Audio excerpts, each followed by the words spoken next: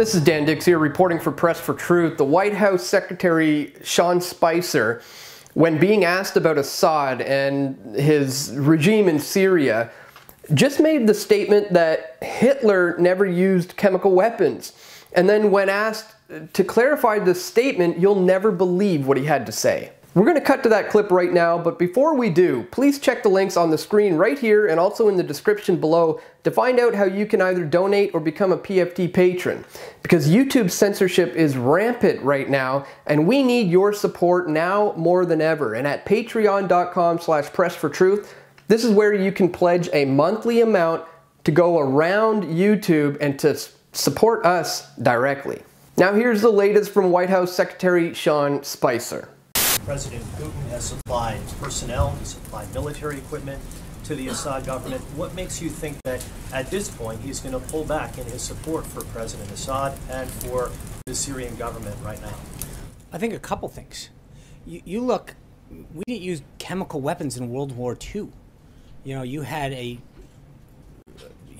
someone as despicable as Hitler who didn't even sink to using chemical weapons. So you have to, if you're Russia, ask yourself, is this a country that you and a regime that you want to align yourself with? What the heck is this guy even talking about? He's warning the Russians not to align themselves with the Assad regime because he's, not even as bad as Hitler, who didn't use chemical weapons. And then when asked to clarify this statement, this is what he had to say. Quote, Hitler didn't even sink to the level of using chemical weapons. What did you mean by that? I think when you come to sarin gas, he was not using the gas on his own people the same way that Assad is doing. I mean, there was clearly, I understand your point. Thank you. Thank you. I appreciate that. There was not he brought him into the Holocaust Center. I understand that. But I'm saying in the way that Assad used them, where he went into towns, dropped them down to innocent into the middle of towns, it was brought to it. So the use of it, and I appreciate the clarification there. That was not the intent. Did you catch that? In his clarification about what Hitler actually did, he refers to concentration camps as Holocaust centers.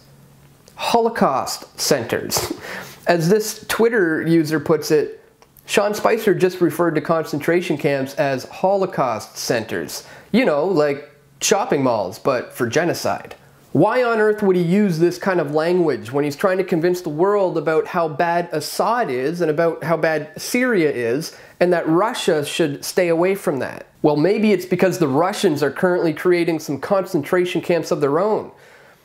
And they want you to focus on Syria as being the bad guys right now, not Russia. Reports are flooding in that Chechnya opens the world's first concentration camp for homosexuals since Hitler's in the 1930s, where campaigners say that gay men are being tortured with electric shocks and beaten to death.